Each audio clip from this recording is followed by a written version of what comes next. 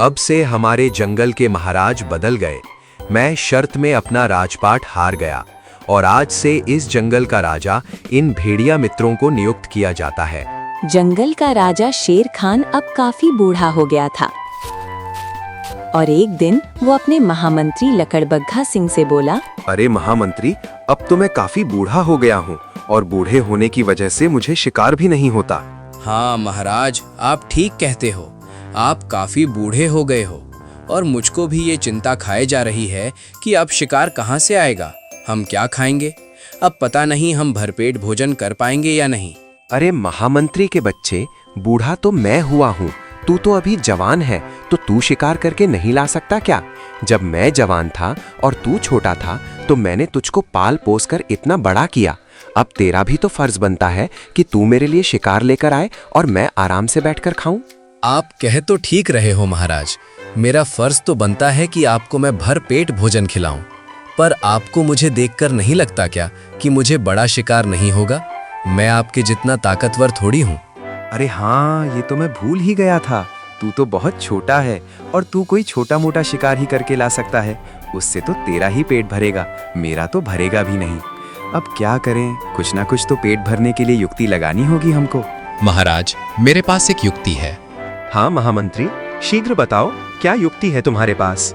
महाराज, आप जंगल में घोषणा करवा दो कि अगर कोई जानवर आपकी एक शर्त को पूरा कर देगा तो उसको आप अपने राजपाट का वारिस बना दोगे, अर्थात इस जंगल का नया राजा घोषित कर दोगे। लेकिन इस शर्त से तो मुझको कुछ भी फायदा नहीं दिख रहा है। अगर वो शर्त किसी ने पूरी कर दी, मेरा तो राजपाट ही चला जाएगा। और वैसे इससे मेरा क्या फायदा दिख रहा है तुझको, मूर्ख? अरे महाराज, आपने मेरी बात को गहराई से नहीं समझा। आप एक शर्त रखोगे, लेकिन हम उस शर्त की एक फीस भी रखेंगे। जो कोई भी उस शर्त में हिस्सा लेगा तो उसको उसकी फीस देनी होगी और फीस में हम उनसे ताज़ा मांस मांगेंगे।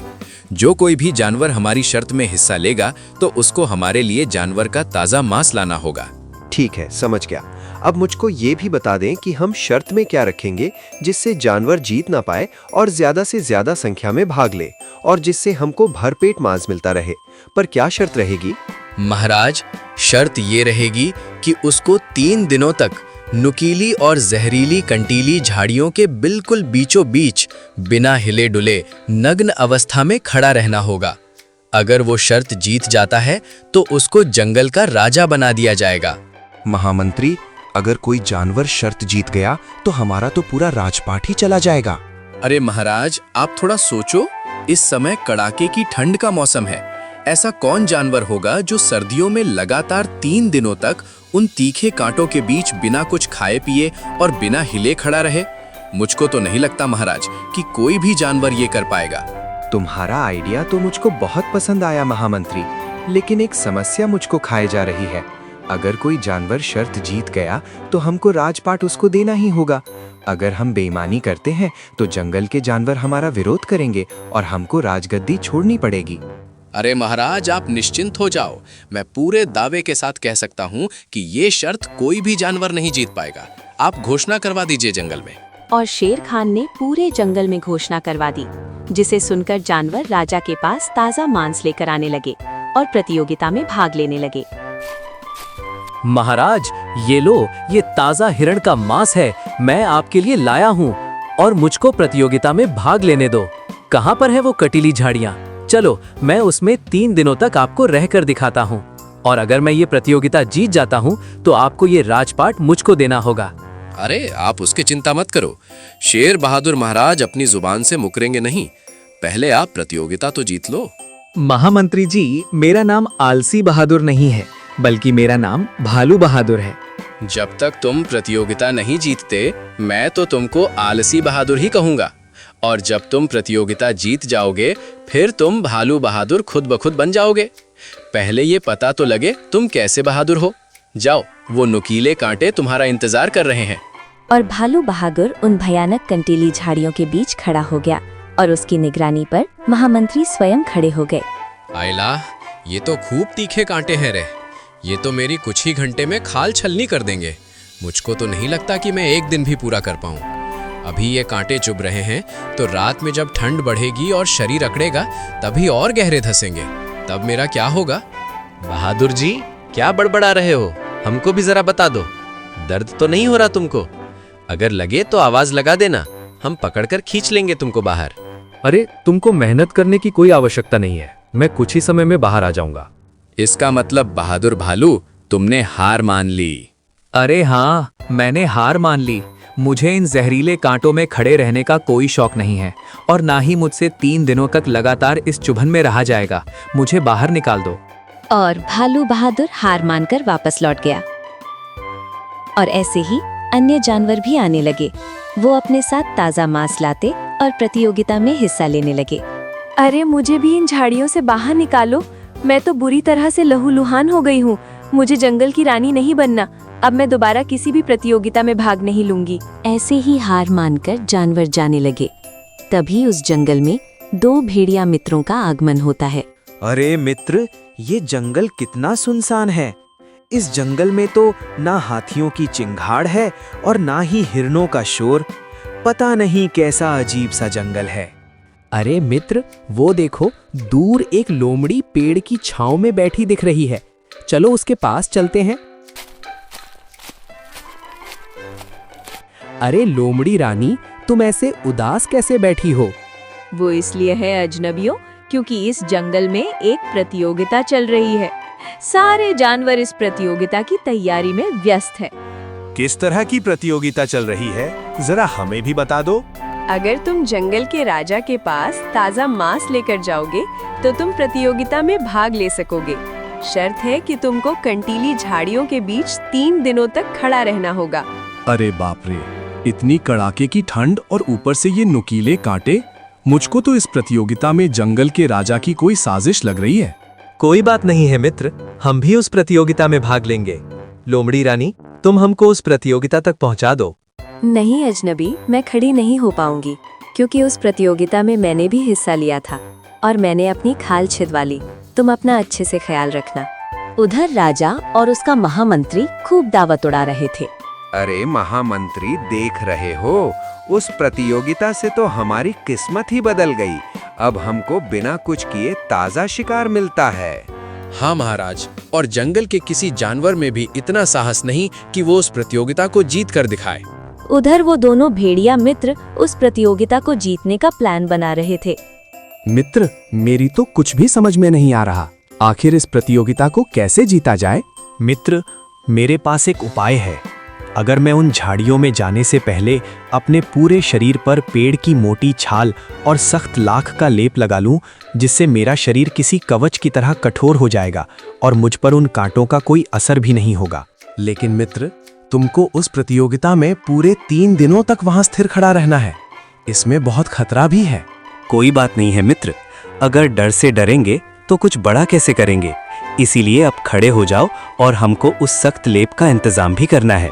दोनों भेड़िए ताजा मांस लेकर प्रतियोगिता में भाग लेने के लिए शेर के पास पहुंचे। महाराज, हम आपकी प्रतियोगिता में भाग लेने के लिए आए हैं और शर्त के मुताबिक हम जानवर का ताजा मांस भी लाए हैं। अरे हाँ हाँ, हो सब तो ठीक है, लेकिन तुम तो हमारे जंगल के नहीं दिखाई पड़ रहे हो।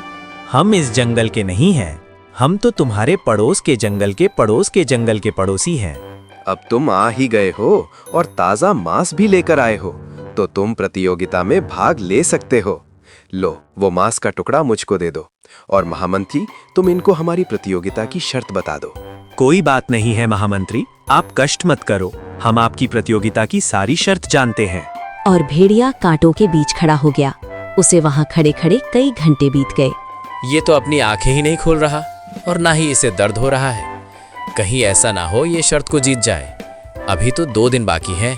देखते ही देखते 1 दिन और 1 रात निकल गई। अरे यार, 1 रात तो निकल गई और इसने तो अभी भी आंखें नहीं खोली। मुझे लगा था कांटों की चुभन से ये चिल्ला उठेगा, अभी सीधा खड़ा है। दूसरा दिन भी निकल गया। महामंत्री घबराकर शेर के पास गया। महाराज, मुझे तो डर सा लग रहा है। 2 दिन हो गए, उसने तो अभी तक पलक भी नहीं झपकाई। कोई बात नहीं है, अभी तो आखिरी रात बाकी है, देखते हैं क्या होता है। राजपाट तो देना ही पड़ेगा। तीसरे दिन का आधा समय बीतने तय। अरे बाप रे, तीसरा दिन भी आधा निकल गया। न जाने किस मिट्टी का बना है ये तो अब राजपाट लेकर ही जाएगा। बस मेरा मित्र कुछ देर तक और इसी तरह खड़ा रहे तो वो इस प्रतियोगिता को जीत जाएगा और हम यहाँ के राजा बन जाएंगे। जैसे ही 3 दिन पूरे हुए, भेड़िए ने आंखें खोली और बाहर आ गया। अरे महामंत्री, हमको ले चलो अपने राजा के पास। हमने ये शर्त को जीत लिया है और आज से हम इस जंगल के राजा हुए। महाराज, इन्होंने तो शर्त को जीत लिया। अब आप जंगल में घोषणा करवा दो। अब से हमारे जंगल के महाराज बदल गए।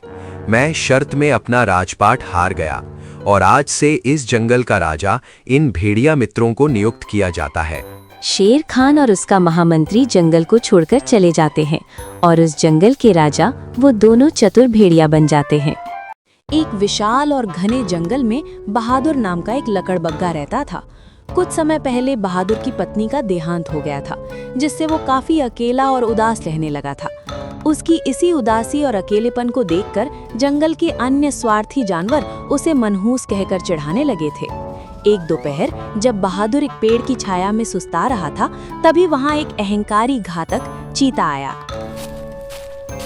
ए मनहूस, यहाँ क्या कर रहा है? तेरे यहाँ रहने से पूरे जंगल की रौनक खत्म हो गई है।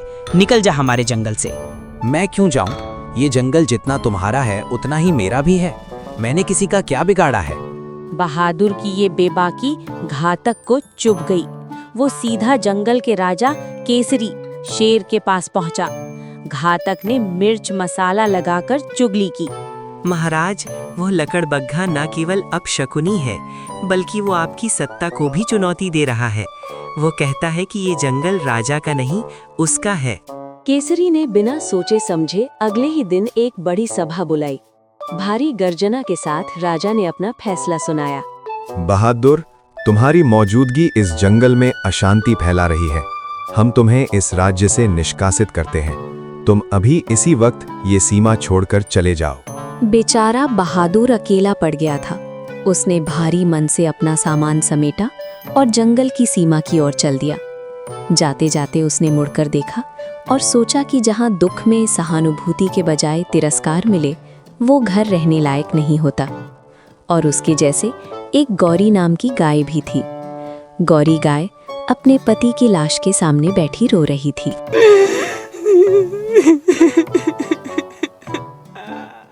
शिव, अब मुझे छोड़कर क्यों चले गए?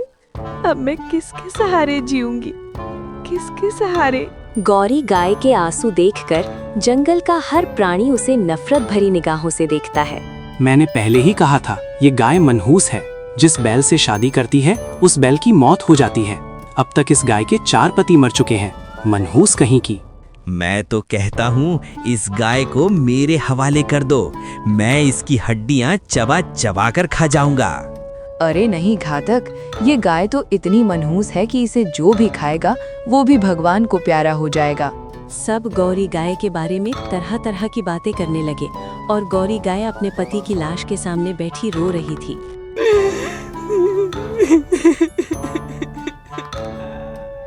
अरे भाई, अब चलो यहाँ से। अगर इसकी मनहूसियत हम पर लग गई तो हम सब भी कहीं इसके पति की तरह ऊपर न चले जाएं।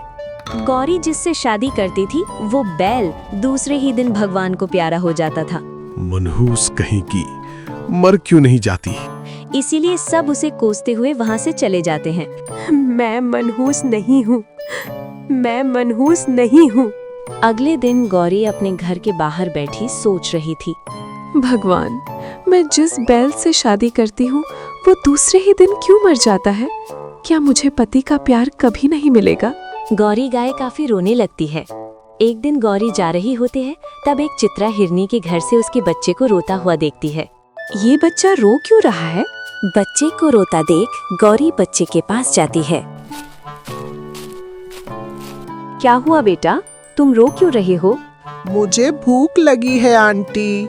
और तुम्हारी माँ कहाँ है? मेरी माँ कहीं चली गई है। रो मत बेटा, मैं तेरे लिए खाना लेकर आती हूँ। रोते हुए बच्चे पर तरस खाकर गौरी उसे थोड़े फल लाकर देती है, लेकिन उन फलों में जहरीले कीड़े थे, जिसे खाने के बाद चित्रा के बच्चे की मौत हो जाती है। हाय राम, ये बच्चा तो मर गया। बेटा आंखें खोलना, आंखें खोल बेटा, वरना एक बार फिर से जंगलवासी मुझे मनहूस साबित कर देंगे। तभी वहाँ चित्रा आ जाती है। ए मनहूस गाय, तू यहाँ क्या कर रही है? और मेरे बेटे को क्या हो गया? तुम्हारा बेटा तो मर गया बहन। क्या तूने मेरे बेटे को भी मार दिया, मनहूस कहीं की? मैंने तेरे बेटे को नहीं मारा बहन, मैंने तो बस उसे खाना खिलाया था। तेरा मनहूस साया मेरे बेटे पर पड़ते ही तू उसे भी खा गई, मनहूस कहीं की। बेटे की मौत से आहत होकर चित्रा रोने लगती है। उसे रोता हुआ देखकर सारे प्राणी वहां आ जाते हैं। क्या हुआ चित्रा, तुम रो क्यों रही हो? क्या इस मनहूस ने तुम्हें कोई नुकसान पहुंचाया? इस मनहूस ने मेरे बेटे को मार दिया। मेरा विश्वास कीजिए, मैंने इसे नहीं मारा। इस मनहूस गाय को हमारे जंगल से बाहर निकाल देना चाहिए, वरना एक दिन ये मनहूस गाय हम सबको मरवा देगी।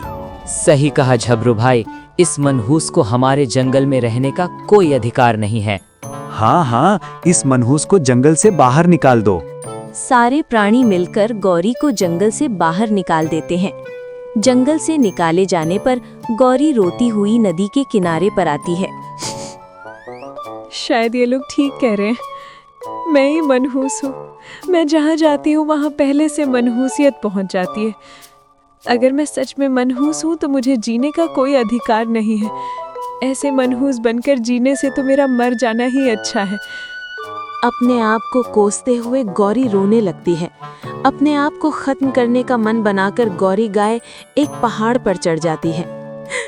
मेरे मर जाने से जंगल में मौत का सिलसिला बंद हो जाएगा और लोग चैन से रहने लगेंगे। जैसे ही गौरी गाय खाई में कूदने जाती है, तभी वहाँ एक विशाल लकड़बग्घा आता है। ठहर जा गाय, इस भरी जवानी में मरना क्यों चाहती है? मुझे मरने से मत रोको, मुझे मर जाने दो। आखिर ऐसी क्या बात है जो तुम अपनी जान दे रही हो? सब मुझे मनहूस समझते हैं, इसलिए मैं जीना नहीं चाहती। तुम्हारी मृत्यु इस प्रश्न का हल नहीं है। मेरे साथ भी कुछ ऐसा ही हुआ था, लेकिन मैं मरा नहीं।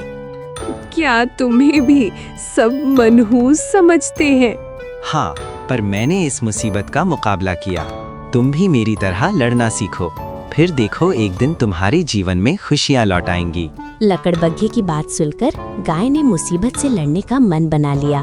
तुम्हारी बात सही है बहादुर, अब मैं मरूंगी नहीं, लड़ूंगी। ये हुई ना बात, तो अब से हम दोनों दोस्त बनकर साथ रहेंगे। फिर गाय और लकड़बग्घा दोनों दोस्त बनकर एक साथ रहने लगते हैं। कुछ दिन यूं ही बीत जाते हैं। एक शाम को दोनों घर के बाहर बैठे हुए बात कर रहे थे। बहादुर, तुमने मुझे नया जीवन दिया है। अगर उस दिन तुमने मेरी जान ना बचाई होती तो मैं कब की मर चुकी होती। तभी वहाँ एक शेर आ जाता है। शेर को देखकर गाय घबरा जाती है। बहादुर देखो, शेर आ गया, ये मुझे मार डालेगा, बचाओ मुझे। डरो मत गाय, ये शेर मेरा दोस्त है। क्या ये सच में तुम्हारा दोस्त है? हाँ, और ये भी हमारी ही तरह दुखियारा है बेचारा। अरे बहादुर, ये गाय यहाँ क्यों आई है? विक्रम सिंह, ये बेचारी दुखियारी है। फिर बहादुर विक्रम को गाय के बारे में बताता है। ओह, तो ये भी हमारी तरह मुसीबत की मारी है। हाँ विक्रम सिंह, एक बात पूछो विक्रम सिंह। हाँ पूछो। आपके साथ क्या हुआ था? क्या आपको भी लोग मनहूस कहते थे? हाँ, मुझे भी जंगल वासियों ने पनौती कहकर जंगल से निकाल दिया था। आखिर आपके साथ ऐसा क्या हुआ था कि सब लोग आपको पनौती कहते थे? दरअसल मेरी पत्नी के जन्मदिन पर मैं केक लाया था और उस केक को खाते ही मेरी पत्नी की मृत्यु हो गई थी। क्या इसलिए सबने आपको पनौती कहकर जंगल से निकाल दिया? नहीं, कुछ दिन तो उन्होंने मुझे जंगल में रहने दिया, लेकिन कुछ दिन बाद मुझे एक खतरनाक बीमारी हो गई, जिस कारण उन्होंने मुझे पनौती कहकर मेरे दोनों बच्चों के साथ जंगल से बाहर निकाल दिया। क्या उस बीमारी का कोई इलाज नहीं है? नहीं, और इसीलिए मुझे चिंता हो रही है कि मेरे मरने के बाद मेरे बच्चों का क्या होगा। विक्रम सिंह के आंसू देखकर गाय और लकड़बग्घा काफी ज्यादा दुखी हो जाते हैं। विक्रम सिंह, आप दुखी मत होइए। आज से मैं आपके बच्चों की माँ बनकर उनकी परवरिश करूंगी। ये सुनकर विक्रम सिंह खुश हो जाता है। क्या तुम सच कह रही हो? हाँ विक्रम सिंह, शायद आपके बच्चों की परवरिश के लिए ही मुझे नया जीवन मिला है। चलिए, मुझे अपने बच्चों के पास लेकर चलिए। विक्रम सिंह गौरी गाय को लेकर अपनी गुफा में आता है। देखो बच्चों, तुमसे मिलने कौन आया है? पापा, ये कौन है? ये मेरी दोस्त है। दोस्त है या कुछ और भी है पापा? छोटू की ऐसी बात सुनकर गाय शर्मा जाती है। तब विक्रम सिंह गाय से कहता है, इसकी बात का बुरा मत मानना, ये अभी बच्चा है। ये बच्चा है तो आप तो बच्चे नहीं होगा। क्या मतलब? यही कि मैं आपकी दोस्त से बढ़कर कुछ और बनना चाहती हूँ। ये सुनकर विक्रम सिंह खुश हो जाता है। क्या तुम मेरे बच्चों की माँ बनोगी? हाँ, आज से मैं ही इनकी माँ हूँ। सुन लिया बच्चों, आज से ये तुम्हारी माँ है, इसलिए आज से ये हमारे साथ ही रहेंगी। अरे वाह! हाँ छोटू। उसी दिन से गौरी गाय विक्रम सिंह के बच्चों की एक माँ की तरह परवरिश करने लगी। विक्रम सिंह के बच्चे भी उसे अपनी सौतेली माँ समझकर उसके साथ खुशी से रहने लगे। यूं ही कई महीने बीत जाते हैं। एक दिन टीटू और छोटू गौरी से कहते हैं, माँ, चलिए ना, कहीं बाहर घूमने जाते हैं। हाँ माँ, मुझे भी बाहर घूमने जाना है। ठीक है बच्चों, चलो आज मैं तुम्हें नदी किनारे सैर कराने ले जाती हूँ। गौरी गाय दोनों बच्चों को लेकर नदी किनारे आती है। दोनों बच्चों को लेकर गाय जा रही होती है। तब अचानक दो खूंखार बाघ वहां आ जाते हैं। अरे बाप रे, ये बाघ कहाँ से आ गए? मम्मा, ये बाघ हमें मार डालेंगे, हमें बचा लीजिए। डरो मत मेरे बच्चों, मेरे होते हुए तुम्हें कुछ नहीं होगा। सुना कालिया, ये गाय क्या कह रही है? हाँ, ये कह रही है इन शेर के बच्चों की जान बचाने के लिए ये अपनी जान दांव पर लगा देगी। अरे मगर एक गाय शेर के साथ कैसे हो सकती है? शेर ने गाय के साथ लव मैरिज की होगी, पर इससे हमें क्या लेना देना? हमें तो इन तीनों के शिकार से मतलब है। हाँ, चलो जल्दी से इन्हें अपना भोजन बना लेते हैं। जैसे ही बाघ उनकी तरफ आगे बढ़ते हैं, गौरी कहती है, बच्चों, जान बचाने के लिए हमें भागना होगा और भागते भागते अपने पिता को आवाज लगानी होगी। अब भागो। गौरी और दोनों बच्चे भागने लगते हैं। पापा, पापा, विक्रम सिंह, बचाओ हमें, बचाओ हमें। अपनी गुफा के बाहर खड़े विक्रम सिंह को उनके चिल्लाने की आवाज सुनाई देती है। ये तो बच्चों की आवाज है, लगता है उनकी जान खतरे में है। विक्रम सिंह तेजी से गुफा के बाहर आता है। विक्रम सिंह को देखकर टीटू, छोटू और गौरी तेजी से विक्रम सिंह के पास आ जाते हैं। वहीं रुक जा बाघों, वरना दोनों के हाल ऐसे कर दूंगा कि तुम्हारी माँ भी तुम्हें पहचानने से इनकार कर देगी। वाह, क्या बात है! गाय और शेर में दोस्ती, ये नजारा मैंने पहली बार देखा है।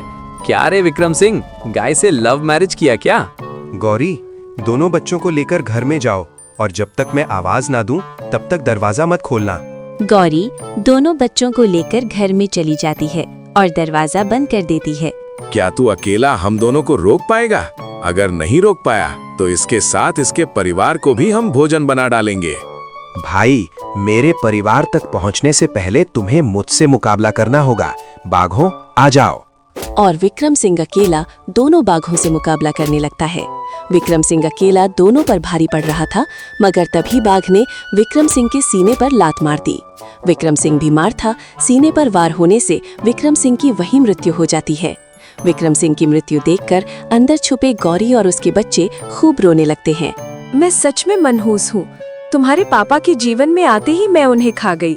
नहीं माँ, पापा को गंभीर बीमारी थी। तुम्हारे आने के कारण वो तड़प कर नहीं मरे, वरना इस बीमारी में तो लोग तड़प तड़प कर मरते हैं। हाँ माँ, अपने आप को मनहूस मत समझो, तुम लकी हो। तुम्हारे आने के बाद हमने कुछ ही दिनों में अपनी जिंदगी अच्छे से जी ली। हाँ माँ, अब मौत भी आ जाए तो कोई गम नहीं। विद्वान, अगर मैं सच में मनहूस नहीं हूँ तो कोई चमत्कार दिखाओ।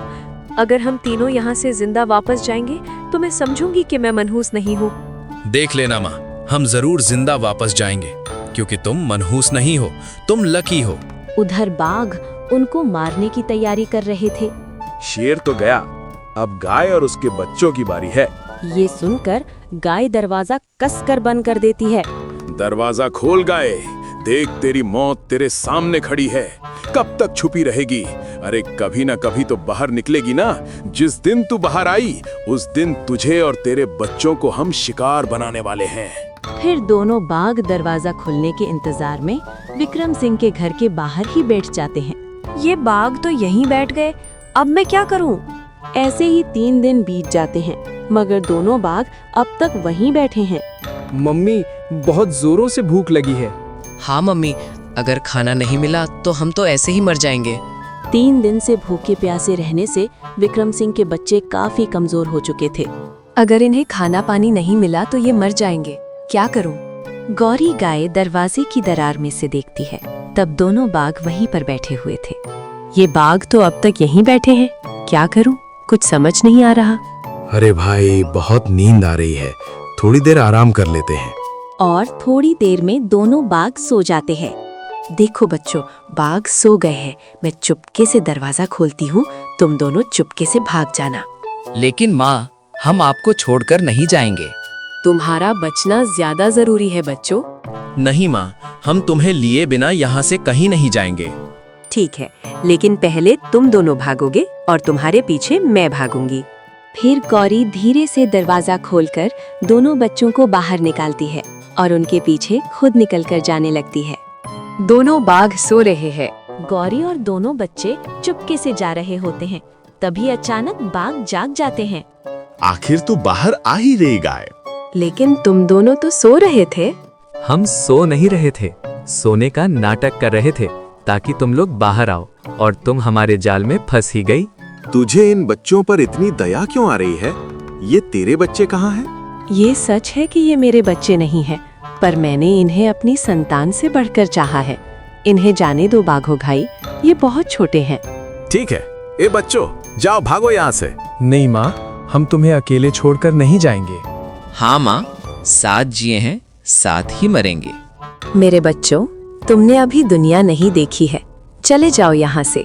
नहीं माँ, हम नहीं जाएंगे। जाओ बच्चों, तुम्हें मेरी कसम है, अपनी सौतेली माँ की कसम है। माँ की कसम सुनकर दोनों बच्चे वहाँ से जाने लगते हैं। गौरी गाय उन बाघों के कदमों में गिर जाती है। मेरे बच्चों को जाने दिया, इसीलिए आपका शुक्रिया। अब आप मुझे शौक से खा सकते हो। आओ, मुझे मार कर खा जाओ। उधर जान बचाकर भाग रहे दोनों शावकों को अपनी सौतेली माँ की याद आती है। छोटू, हम शेर हैं, ऐसे कायरों की तरह अपनी माँ को मौत के मुंह में अकेला छोड़कर भाग नहीं सकते। हाँ, हमें माँ को बचाना होगा, और माँ को बचाने के लिए हम अपनी जान की बाजी लगा देंगे। पर हम माँ को बचाएं कैसे? वो बाघ तो बहुत बड़े हैं, हम तो बहुत छोटे हैं। जंग में कद नहीं, कलेजा मापा जाता है, और हम में तो पैदाइशी शेर का कलेजा है। ठीक है, तो फिर यलगार हो। और दोनों शेर के बच्चे दौड़ते हुए बाघों के पास आते हैं। उन्हें देखकर बाघ कहते हैं, तुम दोनों वापस क्यों आए? क्या तुम्हें अपनी जान प्यारी नहीं है?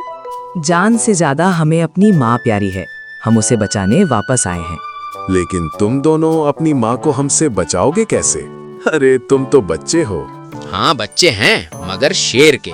हमारी माँ को मारने से पहले तुम्हें हमसे मुकाबला करना होगा। और कुछ ही देर में मुकाबला शुरू हो जाता है। बाघ उन दोनों बच्चों पर भारी पड़ते हैं और लड़ाई में दोनों को घायल कर देते हैं। देखता क्या है, गाय को दबोच। जैसे ही बाघ गाय की ओर आगे बढ़ता है, तभी वहाँ बहादुर लकड़बग्घा आ जाता है। रुक जाओ, गाय को मारने से पहले उसके भाई से तो मुकाबला कर लो बाघों। लो देखो, अब इसकी जान बचाने ये बहादुर आ गया, और ये कहता है ये गाय का भाई है। यार, ये गाय का कुछ पता नहीं चलता है, ये शेर की औरत है या लकड़बग्घे की बहन। बाघों, तुम्हें ये रिश्ता समझ में नहीं आएगा, क्योंकि ये रिश्ता त्याग और बलिदान का रिश्ता है। चाचू, हमारी माँ को बचा लीजिए। जब तक मैं जिंदा हूँ, तुम्हारी माँ को कुछ नहीं होगा बच्चों। फिर बहादुर तेजी से दौड़कर अपनी फुर्ती से दोनों बाघों पर हमला करता है और उन्हें वहां से भागने पर मजबूर कर देता है। दोनों बाघ अपनी जान बचाकर वहां से भाग जाते हैं। इधर शेर के बच्चे अपनी सौतेली माँ से गले मिलकर भावुक होकर रोने लगते हैं। माँ, तुम्हें सौतेली माँ कहना मतलब माँ को गाली देना होगा। हाँ माँ, आज से तुम हमारी सौतेली नहीं, सगी माँ हो। हम भगवान से प्रार्थना करते हैं, अगले जन्म में हमें तुम्हारी ही कोख से जन्म दे माँ।